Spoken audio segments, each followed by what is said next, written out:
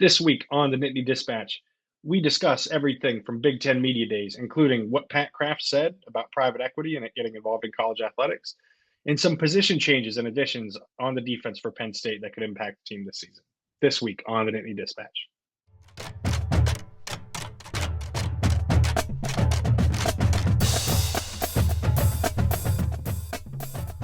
Hello and welcome to the Nittany Dispatch. I am John Salver of the Saturday Daily Times. She's Audrey Snyder of The Athletic.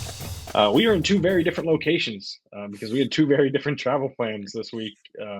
Spent some time in Indianapolis, where you are currently located. Give the people a I good am, picturesque yeah, view of Indianapolis, yeah. that's right. I am back home after a just nightmarish decision to wake up at 5 o'clock to catch a 7:30 a.m. flight and get home early.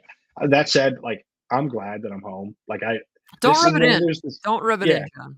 But you know what I mean? This is one of those decisions, like, I dread it the whole week leading up to it, and then when I'm going through the travel, like, I hate it so much, and then the second I walk in the house, I was like, "Oh, this is delightful." Like, this is exactly what I wanted, like, Well, John, some of us perfect have to situation. cover more than Penn State out here, so Yes, I was here today because who else to better welcome Oregon and Washington to the Big Ten than me?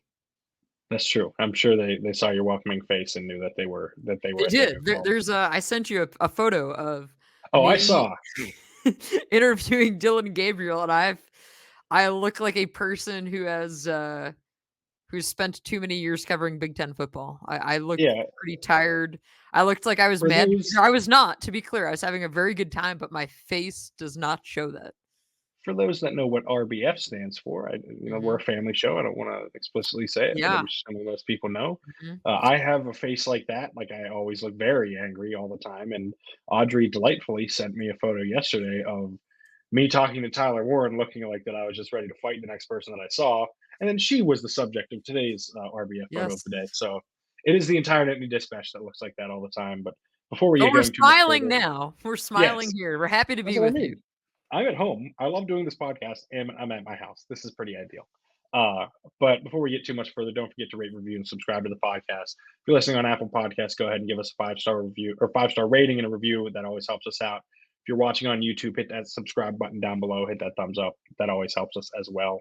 But Audrey, this has been a strange week, right? We thought Abdul Carter was going to be a full-time defensive end, and now we know Abdul Carter is not a full-time defensive end. And also, there's a new defensive end that we thought was going to be on the roster in a year, and here we are. A Yeah. lot of stuff on the defense. Yeah, so Abdul Carter is gonna I don't even wanna say split time because they're gonna kinda use him situationally between defensive Yeah, end and linebacker. They came to that conclusion after spring practice, James Franklin said. But also Max Granville on Thursday, it gets announced that he reclassified, so the 2025 commit is now a 2024 signee, and he will be with the team for practice in a week. So that's significant. That's unusual. I mean, we have not seen, unless I am slipping and misremembering something, and all of the shrimp cocktail I've consumed this week is going to my brain. yeah. It's They listen haven't in our had defense. reclassifications. Yeah, it's been a pretty sleepless week, I think, for everyone. But yeah, I don't. We've There's been here for nothing like off the 2 top of my days. Don't head. call it a week. Don't call it a week. It felt like a week. Uh, but no, Travel's not fun right now for anyone. I think it's significant just because we haven't seen Penn State do this, but also because Granville is someone that throughout the summer after he committed in June, this is somebody that you think, okay, NFL potential or not NFL, gosh, college football potentially ready. This is gonna be our best work. Those of you listening today, we are doing our finest work. But he is someone who I remember talking with this high school coach this summer who is an NFL offensive lineman, and he said, this is a guy that I would suit up and try and practice against just to get him reps. So interesting addition, but I do think, John, we probably should have asked James Franklin this. There's no diplomatic way to say it. Maybe I'll ask it in a couple weeks when we next hear from him. Um, Sounds like they've learned from the mistakes they made with Micah Parsons' usage and are not going to make that again with Abdul Carter. Yeah, this was the thing that I thought was most interesting from the week, right? Is the Abdul Mhm. stuff and the way that it's characterized. Like, I don't.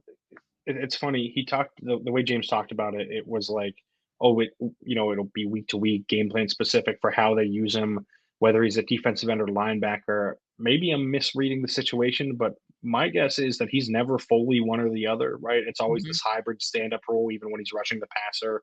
They use him as a decoy. They line him up over, you know what I mean, in the A gaps, Yeah. so that he can either rush the passer between the guard and the center, or he can drop into coverage and mess with protections. Like, I think they're just using him as a weapon, um, and I think this defense might look, it's going to look like a 4-2-5, to be clear, pretty consistently.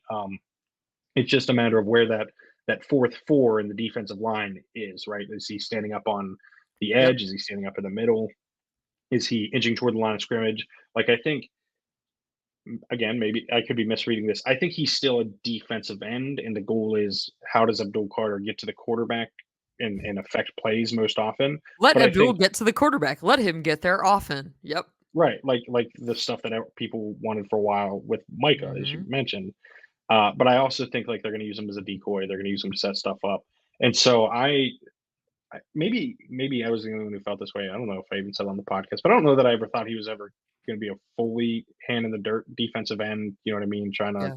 to stack and shed against the run. Like, I think more likely he was always going to be standing. This is how you do that and how you move them around and how you make opponents think more. Um, I don't know that it changes necessarily the personnel that we're going to see out there, right? Like, I still think there's going to be two defensive tackles and Mhm. deny Dennis Sutton as the other line. Like, if And Abdul was Abdul yeah. playing, if he's playing linebacker, I still think he's going to be the fourth defensive lineman. So if that makes sense, right? Like, I still think it's going to be two defensive tackles and deny, and then a linebacker. I would expect it to be Kobe King and Tony Rojas, and then it's just kind of Abdul is oscillating between these two things. I don't think it necessarily changes Mhm. the personnel that are out there, even if it just looks different. Yeah, no, and I think it's about creating a mismatch. It's about creating confusion. It's about putting one of your best athletes, one of the best athletes in college football, in a position to be a difference maker, to be a problem for the opponent. And I think it's really, and we'll get into this comment later, but as James Franklin said with regards to something else that came up on Wednesday, it's football 101, right, John? It's one of those Yeah, things where it makes sense.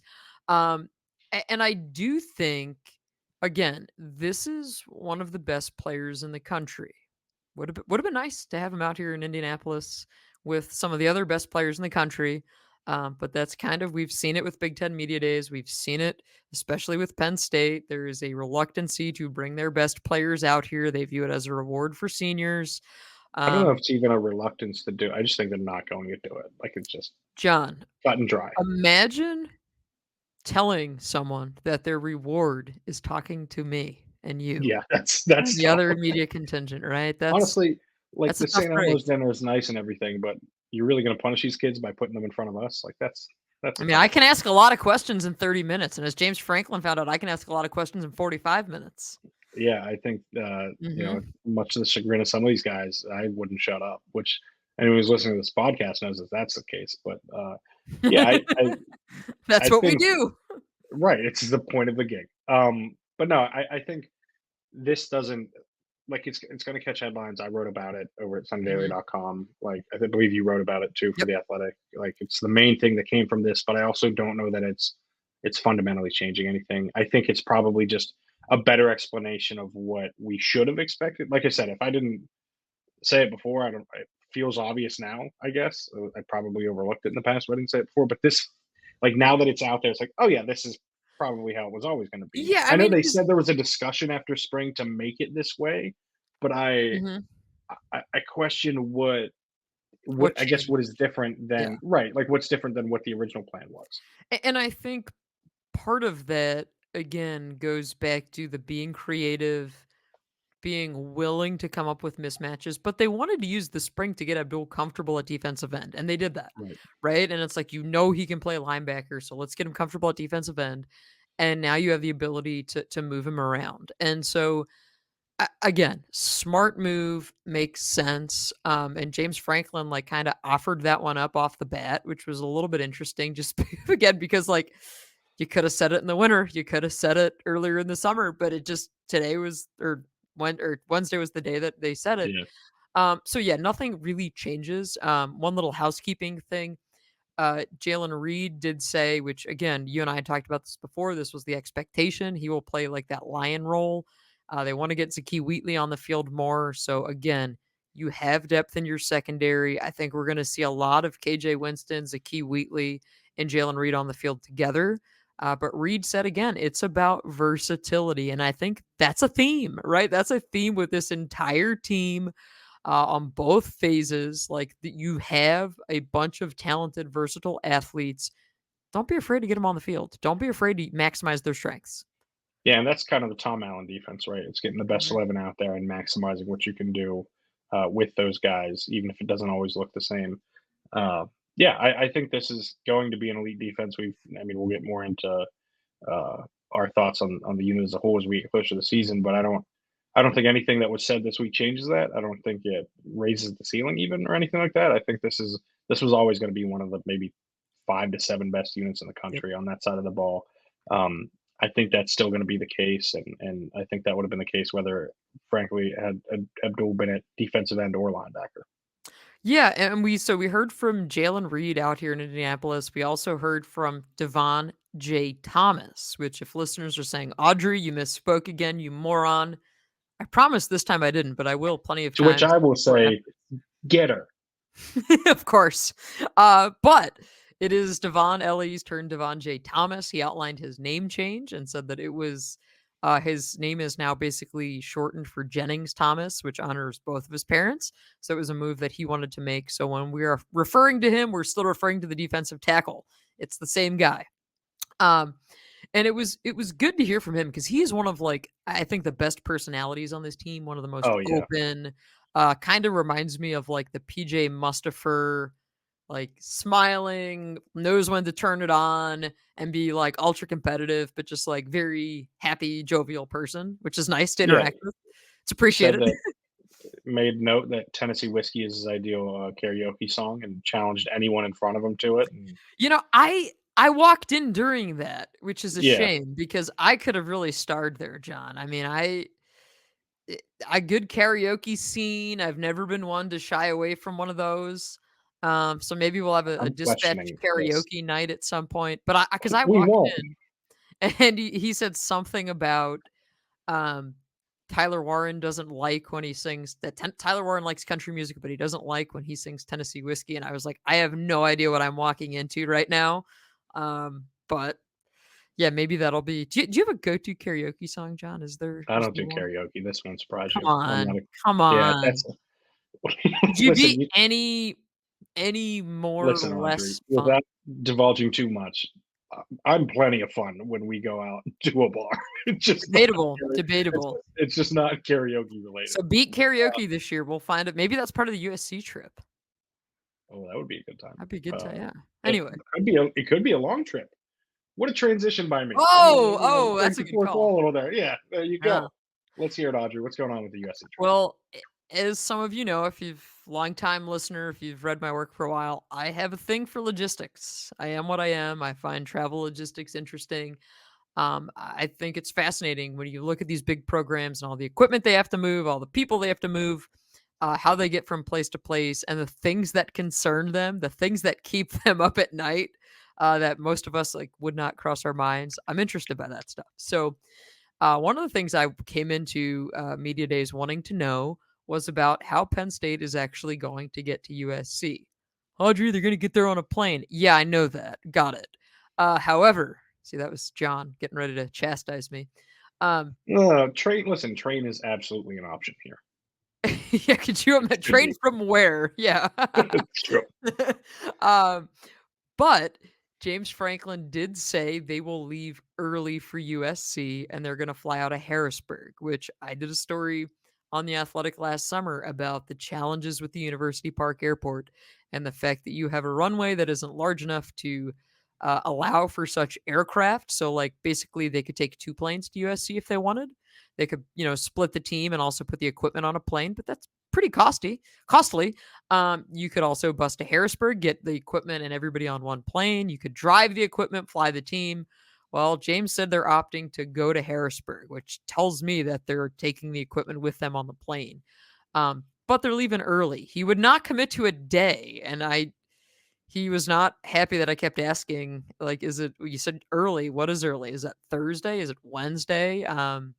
Just again, curiosity gets me sometimes. But they're Listen, like leaving I got to early. plan my travel too. When they're out there, I probably need to be out there. Yeah, then I threw a joke in there of like, well, you could just have an open practice out there and then we'll get there even earlier. And he did not find that humorous. As always No, with my humor and James, that usually the jokes don't land. I think Um that goes both ways though. yeah, yeah. So then I, I was asking other coaches in the conference and other athletic directors, like, what are you gonna do? Obviously, Washington comes to State College for the whiteout this year. They're still working through that.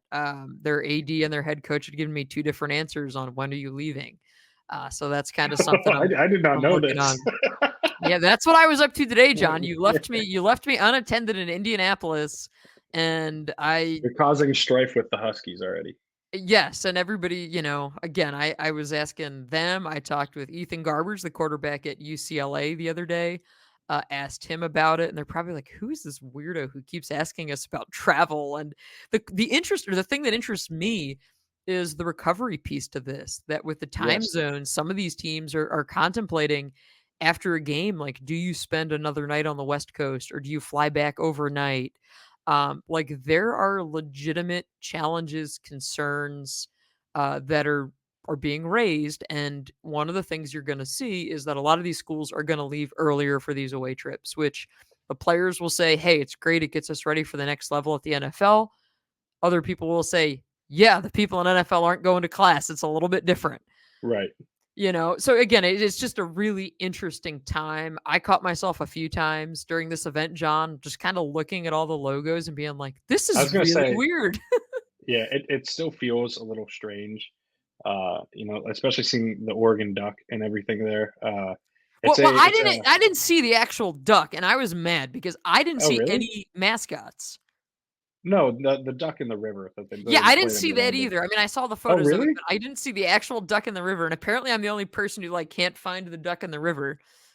Yeah, I saw it. I saw it when I was heading out to my hotel. But yeah, no, it was. It's a new world that we're in. I Mhm. think this was the first real feeling of that, right? Like we all knew, Yeah. obviously, for a year how this was going down. But like still seeing it and seeing those uniforms on like the mannequins, seeing, Deshaun Foster, Dan Lanning, Lincoln Riley, like those guys out there, like it was strange. Like Jed Fish, who went today, Mhm. obviously I didn't see him, but like it's Oh, it I was I just got strange. him some travel questions.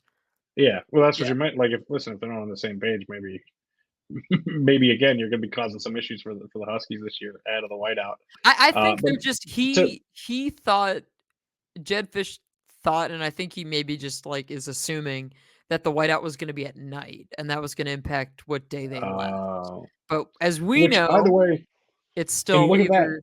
what a setup Did I tee you up? Yeah. to another transition. Mhm. As we continue to break the fourth wall a little bit.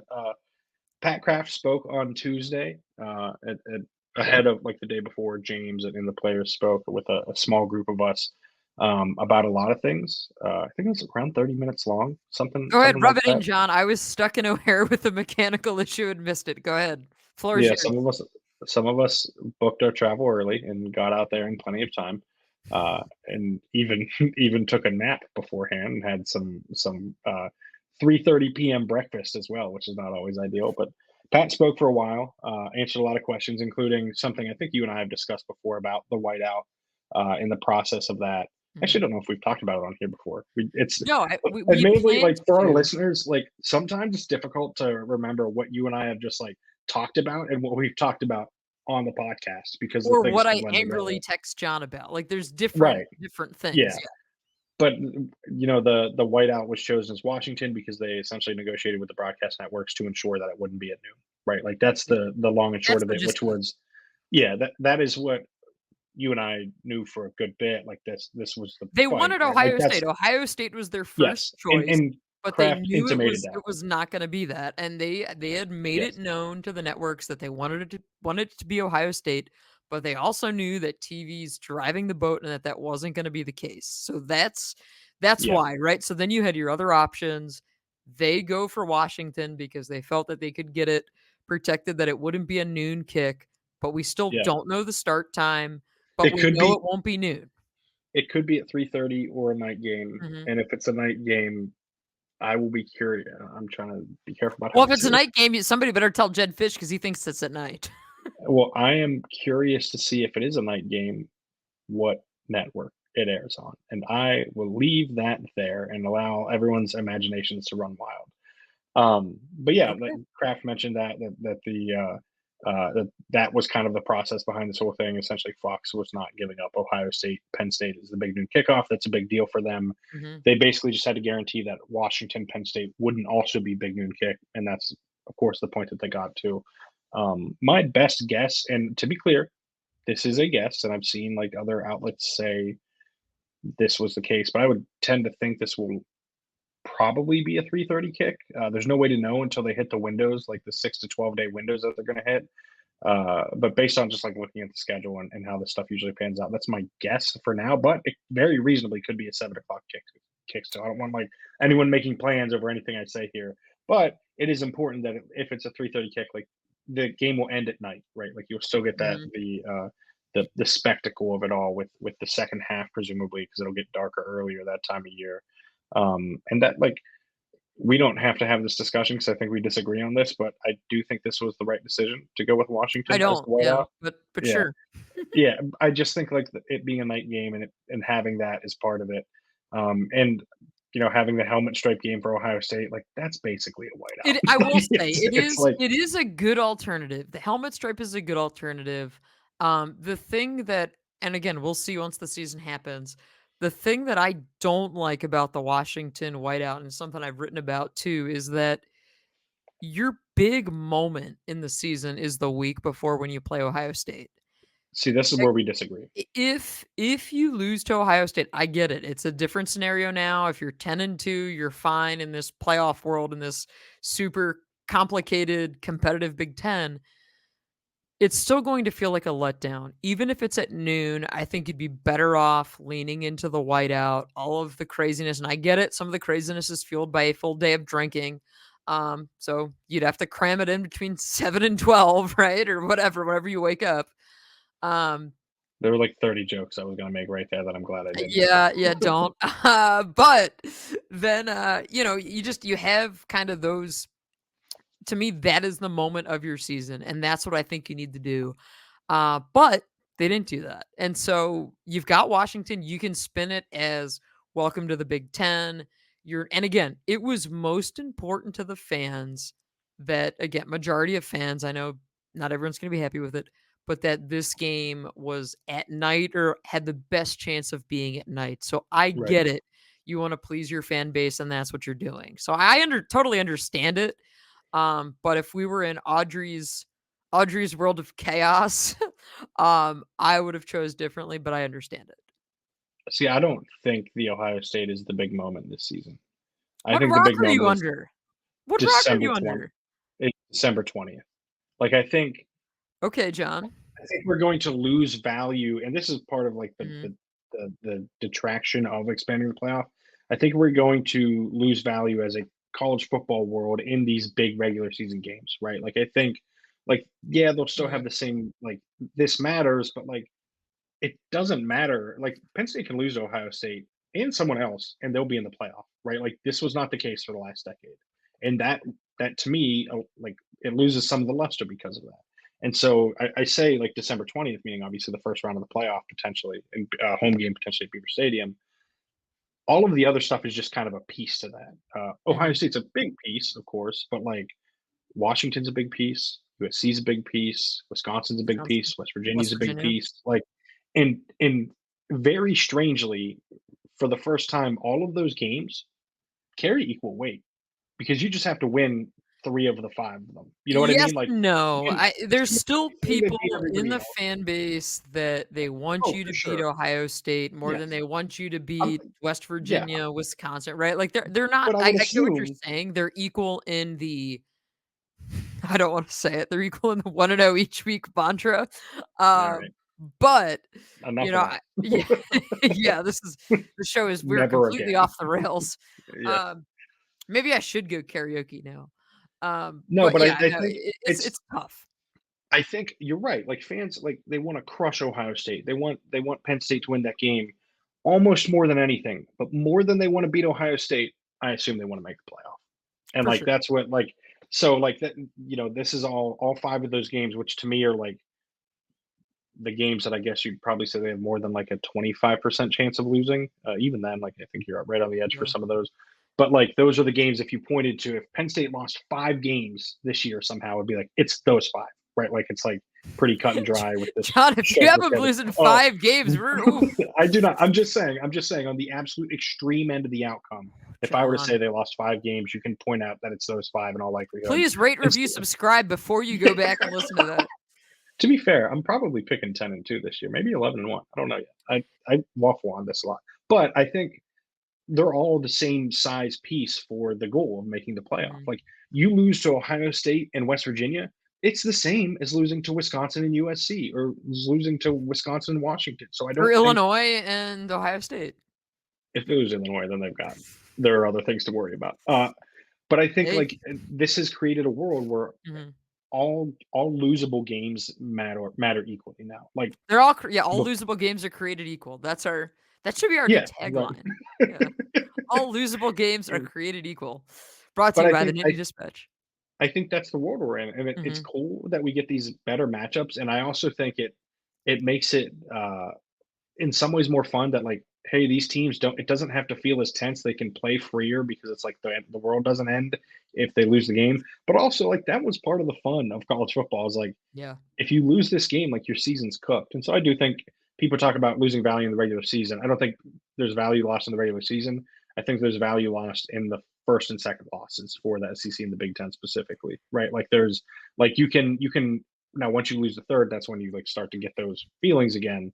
But it's just it takes us a longer time to see a program get there, It right? Like it you're gives not us you're not out of the more. picture until much later in the season. Right. And it gives us more of the NFL postseason feel, which I love. Right? You want to be the Yeah, hot team at the end of the year. I've been all for the expanded playoff because of this, right? And we know that Penn State would be one of the biggest beneficiaries of it, right? Like this is a team where we're going to have this discourse all season long about kind of life on the playoff bubble for Penn State and what happens if you lose to Ohio State. And then, John, you and I have been around long enough. The snowball theory then comes up, right? And oh, yeah, then you've got Washington coming to town and it's your whiteout. I did ask some of the Washington players today about their thoughts on the whiteout and what they yeah, know or don't know about it. And so here's the what I always find interesting, and I totally get it because all these players are so tunnel vision and they've got a million things going on between sport, class, NIL, having lives, right? Like all these things, which is great. But when you ask some of these guys about other players in the conference, typically, and this was like before conference expansion, there wasn't much understanding. It was like, hey, I know the guys on my team. I'll know some of the yeah. other guys maybe, but like they don't know the rosters like fans know the rosters, right? I feel comfortable saying this now, but I remember a few years ago I asked, and they're both in the NFL now, so it's Mhm. whatever. But I asked Nick Cross about Jahan Dotson. He didn't know who he was, so like it happened. To be fair, I once asked Lovey Smith about Saquon Barkley, and he had no idea what I was talking about. Yeah, And I was like, no, I mean "Sir, it's you were here, like, do you know?" yeah, But it's that tunnel vision, and so one of the things, the Washington guys were like, "Oh yeah, no, no, we're well aware of the whiteout. Like, we are honored that we are the team that gets to play in the whiteout." And I was talking to their athletic director about that on Thursday as well, and he's like, "No, no, no, like we're." Super excited because this is a once in however many year opportunity, right? That you get to be that team that plays in the whiteout. And with EA Sports College Football 25, a lot of the players now, like they're more familiar with these environments in part because of the game and they're seeing the whiteout that way. And obviously they see the viral clips and all that kind of stuff. So that is interesting. But one of the things that Dylan Gabriel brought up today, and it was kind of like, like, what do you know about these other teams in the conference? And he's like, honestly, I'm kind of approaching it like it's a non conference schedule where you yeah, just don't have that familiarity. And he goes, it kind of works both ways that You're not going to know your opponent necessarily inside out. Like obviously Penn State, Ohio State, that's different. But like Penn State, Washington, Penn State, USC, like it's Well, different for now. Gabriel, it's everyone because he was at Oh UCF yeah. in Oklahoma. You know what I mean? Like for him, Yeah. especially, You like know what? this is a You whole know new what? world. Like, This is what I again. This event, John, I can get some of my weird burning questions answered. And I didn't have to ask this one because somebody else asked it, but it was on the tip of my tongue. Um, when players transfer, I'm always intrigued by what in the world these transcripts look like, right? The academic piece of it, because when you get multi transfers in this day and age of the portal, how many yeah. credits are transferring? What's the deal? Well, I'm Uh, gonna guess that number's pretty low when someone transfers into Penn State based on what we know. Well, but here's the thing. So Dylan Gabriel goes from UCF to Hmm. Oklahoma, and he said most of his credits transferred. His degree is from Oklahoma, graduated, then started a master's program at Oklahoma. Well, master's program credits do not transfer. Right. As a recent enrollee in the University of Yeah. Tennessee online grad school, I can Listen, I learned that. You know that. I You have a master's degree. I was gonna say I have a master's degree. I'm well aware of this. Yeah, like you can't change. So so he goes, I'm yeah, starting over. that was a tough break. He's like, I'm at Oregon now, and my master's credits did not transfer. So, well, here I am, right? Yeah. Well, it Uh, could be worse. You could be trying to transfer as an undergraduate and have to deal with the how do I put this? Arduous path to getting uh, credits transferred into Penn State. It is not fun for anyone. John, it sounds like you Well, have some experience with that. I actually do, but it's not just Uh, me. I also have experience listening to people complain about it, and in various sports. It's not just a football thing. mhm. It's a university wide Hey, thing. that is every university, right? Like every university has their quirks, their things. At the end of the day, these are businesses. These are Yep. places of education, even though you might be leaving on a Wednesday or Thursday to play a football game now across the Right. country. The other cool Two thing things. with Well, this. I Go ahead, wanted to you mention the one thing you said about before I forget. You Mhm. said about like how like the snowball effect of like maybe Washington doesn't matter as much if they lose to Ohio State or what have you. You know what I mean? Like if it's kind of going downhill. I No, actually the think it could have. emotional downhill, the Yeah, emotional no, no, I downhill, get what yeah. you're saying, but I'm saying I think it could have the reverse effect, right? I think it could create that Re-energize. tension, right? That tension that Mhm. I was talking about with these games. If Penn State has 2 losses, or like let's say they've lost to USC and Ohio State, like, and then they're like kind of Yeah, on the that's fringes of true. the discussion, that really amps up that Washington game to a really meaningful level where you want it to be something like that. And I don't think they thought like, well, we're going to lose Ohio State anyways. We may like that was not the thought process, but I think it could play out like that, where it ends up being a benefit. Like if Ohio State's a loss, it's like okay, you get re-energized because you have the whiteout next week, and the season's not over. Like you still need Mhm. to win that game to make the playoff, unless Ohio State's the first loss. And if it's if they have 2 losses going into it, it could be like an enormous game for the season, and like that could be the moment where we learn the most about the team, right? Like, are they going to drop to Yeah. a Oh, three yeah. loss team, or are they going to elevate? And because they win that game, sorry to Maryland, Purdue, and Minnesota, but I think they're probably winning out. Although we've Well, seen it you before. jinxed it. You jinxed it, Yeah, John. my apologies, Penn State fans. But I think like they're probably winning out at that point, and so like you have this like this is it, right? Like this is the last game that is like the roadblock. Um, I will, unless your point was an No, enormous one. You did give me an easy layup for another uh-oh. segue that I wanted to use. Well, no, I just have one last thought on this, on the unique space that is this conference. Um, Again, because we're talking about academic oddities with transcripts. I'm talking about travel. This has become like my weird Yeah, show today. Uh, we're gonna see the numbers on this. We're like, yeah, Audrey, this you were off the rails. But you have schools like Washington that operate on the quarter system, right? Which is different academically. So their travel won't be as significantly right. impacted because you're not taking classes at that point. Like you're not like, and that's always, I remember this being a talking point several years ago with recruitments where schools would say, hey, come here on the quarter system, like during camp, it's different. It's not a Yeah, semester, that type of thing. So that was something else that came up in my conversations out here, which was not something I expected to be talking about these few days, but it definitely came up, and it's going to be kind of part of the narrative of this conference that looks and feels differently. We're going to have to get sailgating in our lexicon, which we've all heard about that with Washington, right, John? So that's the AD told me specifically. He I said, know, but we're not "You're making gonna that have trip to for a few you're gonna years. know That's about sailgating." And I said, "Well, maybe I'll wear my sailboat sweater for that one. I don't know. To be out of determined." sight, out of mind for a while on that one still. Yeah. But you did mention the business of college athletics, Mm. something Pat Kraft also discussed, as he got pretty fired up when I asked him about private equity. He gave a great response. Uh, I wrote about this, I believe, uh, I think we published it yesterday at thesendaily.com if you want to read the entire notebook from Pat Kraft. But like there were some really good quotes in there. There are two I've been deciding between which one I want to read on the podcast because you got to subscribe to the CDT to read the other. But I will But read not this rate, one. review, subscribe. To be clear, That's they're no, different. They're different. yes. You still want to hit the thumbs up down below and subscribe to this podcast, And absolutely. tell a friend. Uh, but my favorite quote from this, I think, was I opened with this. Was Pat Kraft said, "Quote: Why would I give up my money? I love this private equity. They're basically saying we're dumb. We don't know how to run our business. Why would Penn State take private equity money? I've got 94,000 season ticket holders. We sell out hockey. We sell out wrestling. I've got the best fan base in the country. Why do I need private equity? So someone can tell me I'm stupid? I have enough people around me to tell me I'm stupid." And that, like, I feel like I'm losing my mind sometimes with stuff like this. Like when the Big 12 came out, when it came out that the Big 12 was potentially Mhm. seeking investment from private equity, why? Like, what is the? Has anyone seen how this generally goes when private equity buys into an industry? Like, it's not like things are getting better, Yeah. and like things are not going to get better for the Big 12. If to me, it's the kind of decision you make if you kind of expect the conference isn't going to exist anyway, so you're never going to have to pay the debts, right? Mhm. Like that's it's like the last ditch thing. And so like this idea that private equity is going to get involved in college athletics, I think it's absurd in the first place. I'm glad that Pat Kraft feels the same way.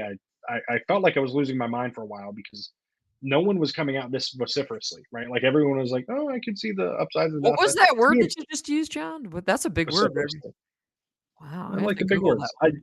I do the words for a living. What can I And to say? think his credits didn't transfer in at one point. That's all right.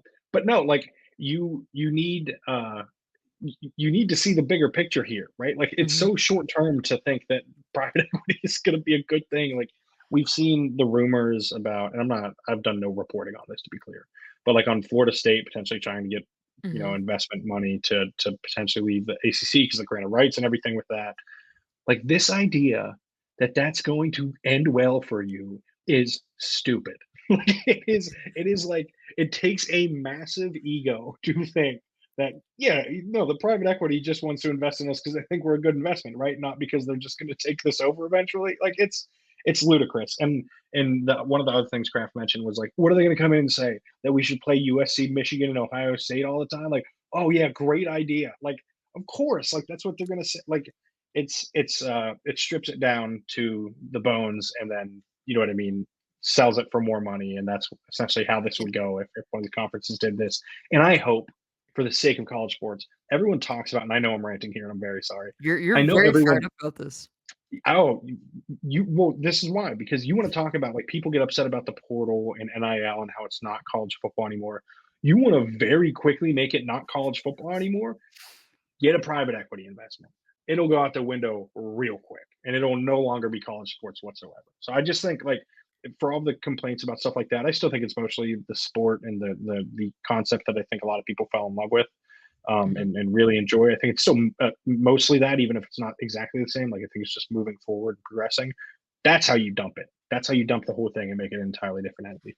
And here's the thing, John, you hit on it with the thing that people love. The product has gotten better. The on-field product keeps getting Yes. better, right? And we keep talking about, oh, the challenges with travel and these different things, and oh, are the student athletes this and that. Like until the on-field product drastically suffers, no one's going to care, right? It's going to be By the way, like and for all of the complaint about the portal and NIL, I want to be clear about something. Dylan Gabriel being at Oregon is awesome. Like oh, that is like which it's that going to reminds be me, so John. much fun that he is there running that offense. Well, here's what probably might not have been fun for Penn State fans. When Dylan Gabriel entered the portal again, this time this Yeah. past winter, um, he said that he was considering three, no, two schools, and that, yeah, two schools in Oregon, so three total schools. We are not a math podcast. And one of those schools was the Ohio State University, and that Ryan Day reached out and had a conversation with Dylan Gabriel, which I found to be fascinating. And I wrote about it on The Athletic. And they reached out, they had a conversation, and one of the differences in that decision was that Dylan Gabriel wanted to say in December, when he entered early December, say, I'm ready to go right now. I want to transfer. I want to be decisive. The sooner the better. I don't want to wait around. And Ryan Day wanted to wait. He wanted to wait and see how Devin Brown looked in the Cotton Bowl. And Dylan Gabriel wasn't willing to wait. So now, obviously, then Dylan Gabriel visits Oregon, talks with Dan Lanning. Things go very well there. He had a great reference today, which he was a quote machine. I was very impressed. I'd never spoken with him before. He referred to Phil Knight as Uncle Phil. Oh, And he, I think that's a common thing yeah, and with Phil they Knight. haven't met. They haven't met yet, but he's hoping and I'm sure they'll meet at some point. But he had some really great quotes about NIL, and either you have it or you don't. And Oregon is not afraid to flaunt it. Oh yeah. It was really interesting stuff, and I'm sure I'll be How writing do I say? more about it. You can point to some recruitments where that's pretty clearly the case too. Oh yeah, yeah, but you look at it and you say this could be one of the maybe the biggest what if in college football this year, right? Because if you take him and you put him on that star-studded Ohio State roster, where they've still got some very good options. You got If Will they have Howard Dylan there, Gabriel, they're insane. far and away the favorites. Yes, I think to win the national title. Maybe not far and away the favorite, but I think but the favorites to win the national title and far and away the favorites in the mhm, Big Ten, because then you're also taking Gabriel away from Oregon, and who yep, knows, maybe they have Cam Ward or someone like that. Cam Ward is also awesome, but Jalen Gabriel in the Chip Kelly offense with those weapons, with Quinshon Judkins and Travion Henderson, would have been ridiculous. ridiculous. Uh, Very good for Penn State fans that did not happen, because they also, as of now, don't have to play Dylan Gabriel this year. They may have to in the playoff if it gets to that point, but Maybe as of now, in Lucas Oil Stadium, you never know. yeah, oh, that's true. Big Ten But title yeah, game. as of now, they're very much in the clear on that front, and that is very much a good thing. Yeah, I was standing there during this whole interaction, and I ended up writing about it because it was so interesting. And it's like, yep, that's a big what if, and that's one of those ones, man. If you're a Penn State fan, you dodged a bullet there. But I think I'm just excited to see this conference, right? And I'm excited to see the stars. We heard from Donovan Edwards today. Penn State has some of those stars, right? With Abdul Carter, with Tyler Warren, Nick Singleton, who is somebody that a lot of players, Penn State and beyond, said, man, this guy on EA Sports College 25, we want to play with him. This is a guy that we want to use because he's very fun, right? So, you look at, which I think is interesting with the Penn State roster, you have some of those big time star power people on this roster, which if you're looking for a little bit more optimism as to why maybe things go really, really well this year, it's because on paper, this is still a really good roster. Yeah, of course. And by the way, one of the things you mentioned, the college football game, real quick. One of the things that I found most surprising was I asked, we were asking Tyler Mhm. Warren stuff about it, and I asked him, I was like, "So how quickly did you move yourself back to quarterback just to see?" And he was he paused for a second. You could see the wheel string. He's like, "Oh, I hadn't thought about that." And I was befuddled that he had not done that. And I saw him when he was done with his podium session later, and I was walking by. I was like, "I don't know how that's not the first thing you did." I would have, if I was a quarterback in high school and moved somewhere else, you better believe I am moving myself back to quarterback and immediately trying to play See, John, as a elite quarterback. athletes, they are not just like us. To be fair, he did say, "Oh, I'm gonna do that." It was an immediate, "That's a good idea." But You know yeah, what? I was, I found a commonality at my video game questioning at media days, uh, with Indiana offensive lineman Ben Scott, who goes, "I don't play the game. I don't even have a console." And I said, "Right on, man. Same." listen, I found a commonality with pretty much everyone else who said that Yeah. they were playing it religiously at this point, and were very much enjoying it. So Or as yeah, Jaylen Reed told us, it's the talk of the locker room. Penn State yeah. fans, Jaylen Reed will be in the next update of the game. He had confirmed that he just simply The next forgot to roster sign update, up. to be clear. Roster update. I'm sorry. I'm not. Yeah. I'm not very good with the lingo at the game. John knows this. Yeah, so I got your back on But this one. he forgot to just forgot to sign up for it, which was kind of funny because he goes, "This is a game that I've loved, and as a kid, like I wanted to be in this game." But again, they're 18 to 22-year-olds with a lot going on. It Yeah. happens. Yeah. One more thing I think we need to get to that you alluded to earlier before we wrap things up here, talking about quarterbacks out of position and everything and playing in different Ooh. spots. Bo Prabula Whoo, sounds boy. like he's one of Penn State's best 11 offensive players, and that will bear itself out throughout the season.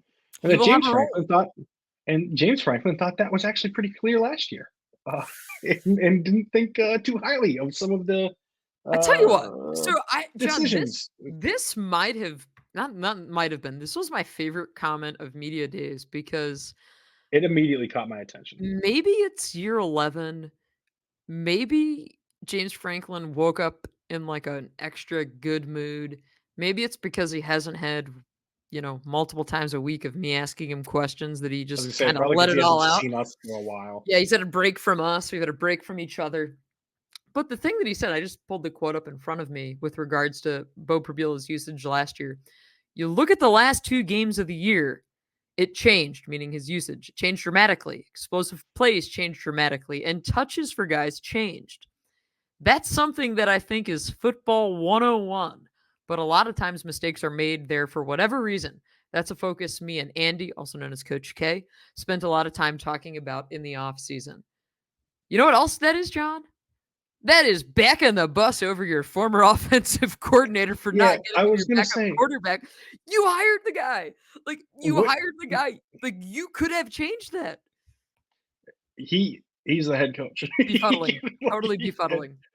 I was gonna say, I wonder what changed in those last 2 games. I just couldn't put my finger on it. What was different about the coaching staff?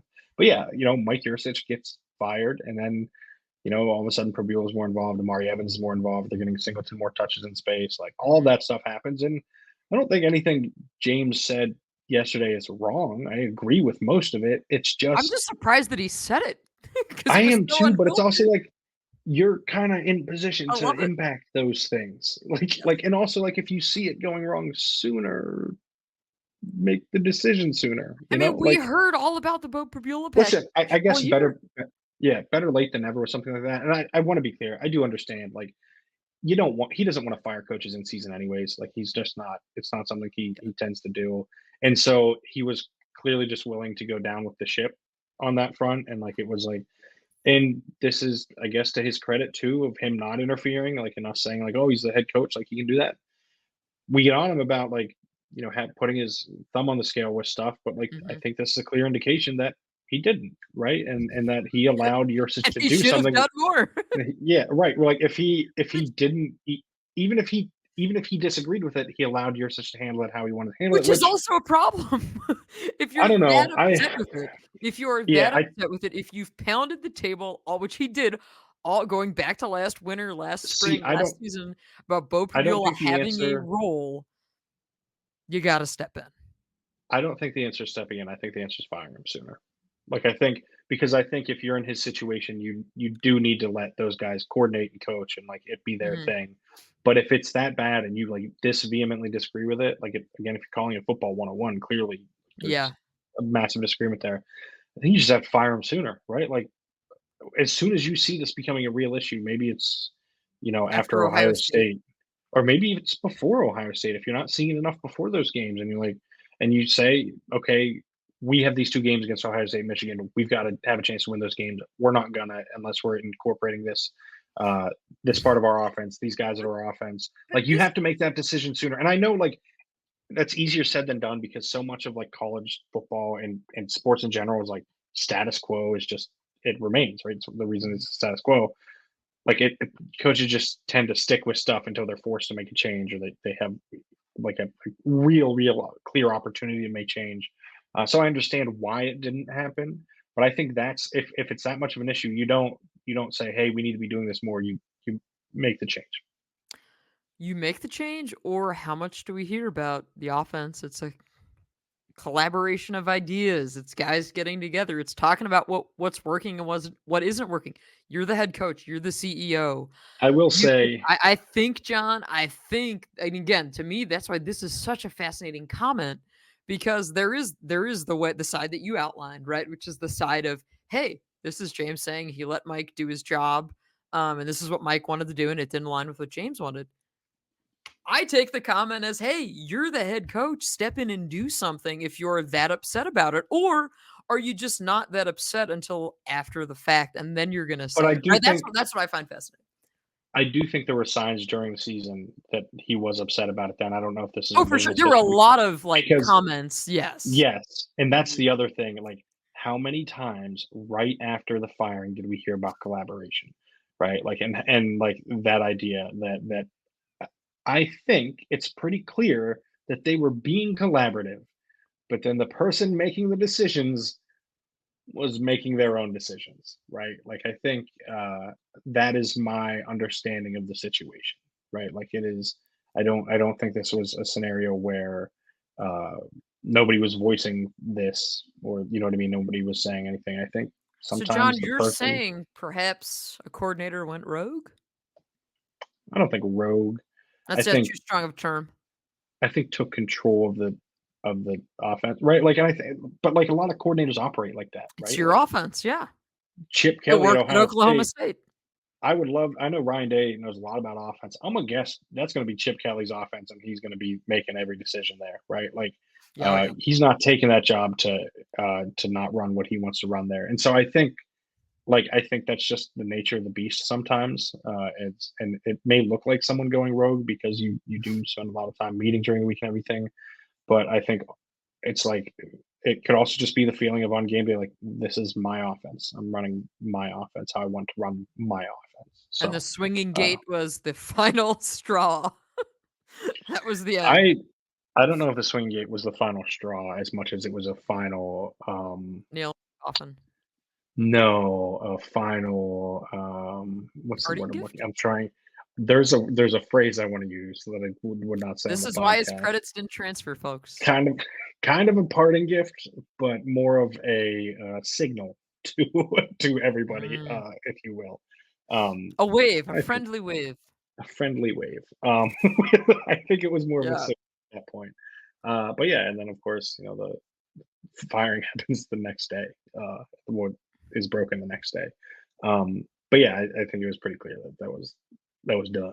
Like I it was will all say, at that point. John, I will say, because it's stuck, and you've given me a hard time about this, but everyone Listen, my thing is I'm not calling him Coach K. I know what you're about to say. it's I'm I don't call anyone by their nickname unless it's like a because I don't know him like that. You know what I mean? Like, and I also do hate I don't stealing call nicknames. anybody by their nickname, but I'm just saying Coach K Referring to is him, what do I call him you're by that? referring to him as Coach K on here. Oh, on But here, but I'm not gonna go up to the guy, "Hey, Coach K," because he's not my coach.